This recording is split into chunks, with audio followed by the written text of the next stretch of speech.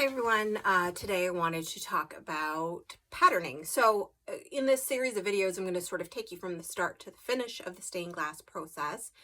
And my goal is to sort of talk through the decision points along the way and show you how I do things in my glass studio.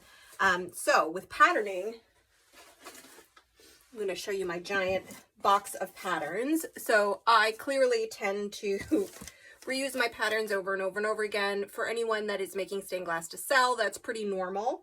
And what I do is I keep them, they're not organized right now, they're in sort of a stack of things I need to make, but you'll see there's a pattern, and then there's also my pieces. Oops, sorry, the light was shining on that weird. And so I've got a whole series of patterns that I use. Sometimes I make a pattern, make a piece once or twice, and I don't make it again. And those sort of go to the bottom of the drawer. And then others I will make again and again and again, sort of season after season. So I'm going to walk you through a new patterning of a wave piece. I'm going to show you the finished piece that I'm going to make smaller, and I'm going to make different design decisions based on a few things. So here is one of my pieces. I think this wave is beautiful. I think it is lovely in a window. It is sort of large enough to make a big statement. It uses all of the different blue glasses, which keeps it really interesting. But when I'm hand cutting, which I mostly do, I did buy a ring saw, which I will make a video of the first time I use it. We'll see how that goes. Ring saws help to make deeper or more challenging cuts in the glass, but it does leave the glass a little bit more vulnerable. And I'll talk a little bit about that as I draw out this new pattern. But I do have some curves, particularly like this one, where it looks beautiful, but cutting into the glass this way, and you've got to do multiple cuts and cuts, which I'll show in a different video. This is incredibly challenging to do and not crack the glass. You'll see I actually did crack the glass here. And that works in a piece like this, but getting these sharp interior curves, glass wants to cut in a straight line. It's, you know, like a crystal structure. It wants to cut, it wants to break in a straight line. So if you go in and try and make a cut like this and then break the glass, it'll go in a straight line. So those are things you need to think about as you're patterning. So what I wanted to do today was create a new smaller wave, because these ones are incredibly challenging to make. The last batch I made, I think 5 of them, and it almost broke me to cut all that glass. And I usually don't break pieces of glass. And when I make that wave, because I love it, I sort of have kept the pattern, but it breaks every time, no matter how experienced I am at cutting. So what I'm going to do today is make a smaller round piece. And I'm using a cross stitch embroidery hoop as my frame. This will also help when I'm putting the piece together and I'm soldering it. I can use this. So this is how I'm going to start my pattern. And I'm going to be thinking about those curves. So how can I draw this wave and make it a little bit easier for me to cut, but still get that feel of the wave curving over? Some of I like the white foam on the wave, and then have a little bit of sky in the background.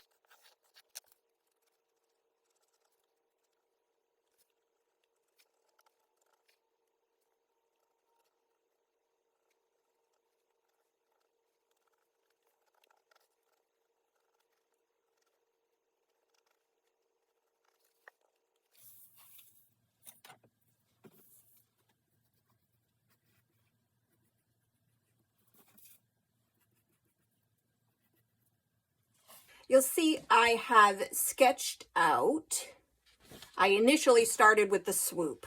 So where did I want this swoop of the wave to go? Then I've got some waves, and what I did was I then drew in where I wanted to go. Right now I've got a lot of extra lines. What I specifically thought about was, how do I cut into some of these sharp angles so that when I cut this piece, as opposed to my other piece, I'm still getting that curve, that sort of sharp curve feel, but I'm not getting the sharp curve difficulty.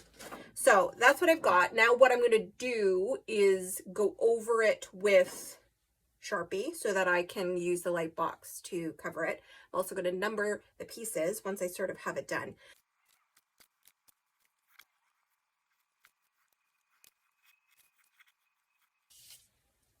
Okay. I drew that, and there's a few things I don't like. So first of all, I should have just used my circle to make my circle with my Sharpie, but there's a few things as I was drawing that I was noticing. I needed to make sure that my point came here. So again, I didn't have a corner coming in. I don't like the way I just drew the water. So I'm just going to go back and put a little bit of ruffling around the edges, just so that it sort of gives that movement of the water. And I'm going to remove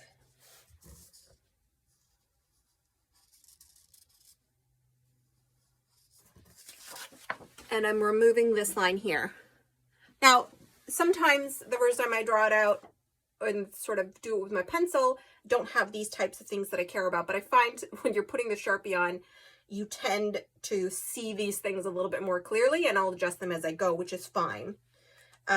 It just means I'm going to make an extra copy upstairs so that I'm not cutting this one out, because I don't want to get confused when I'm cutting it out.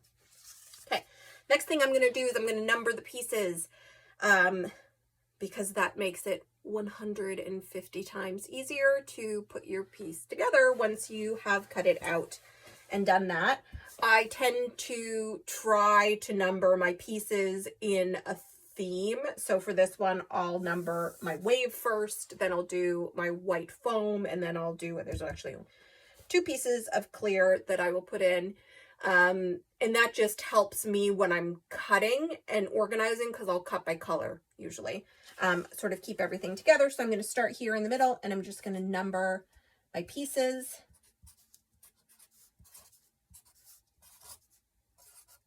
9, and then I'm going to go 10, 11, 12, 13, 14.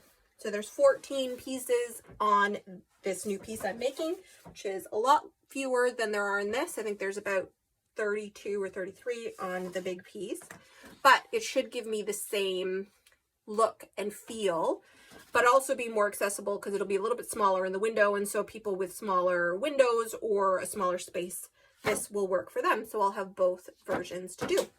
I'm going to show you the light box. I do use the light box for big pieces. I'm also going to go upstairs and make a photocopy on my home copier. But for big pieces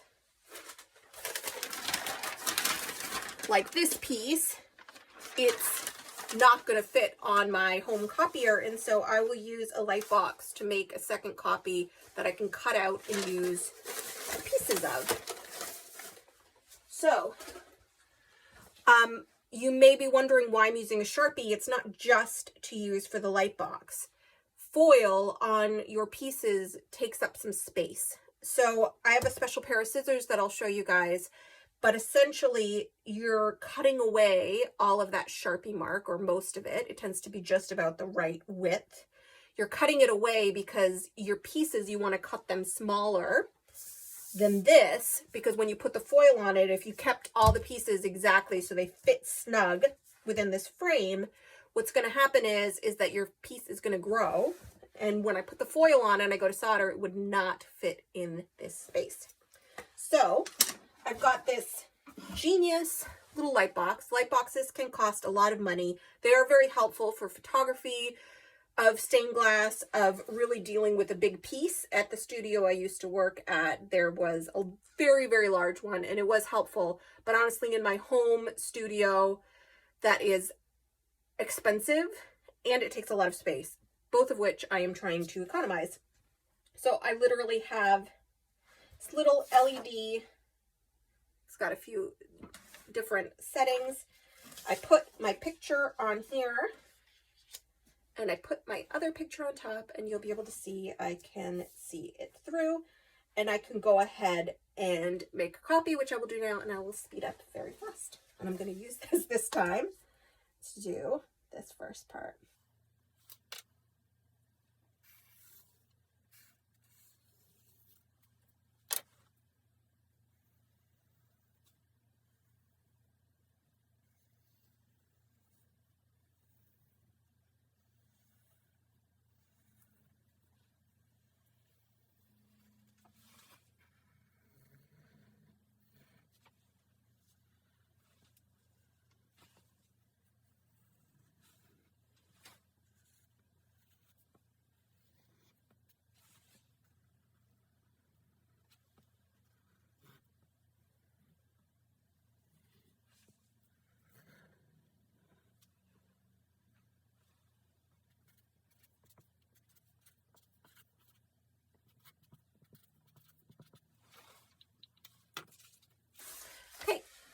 I am going to go upstairs now and make a copy. I tend to, as you saw in my box of stuff, I tend to reuse patterns a lot.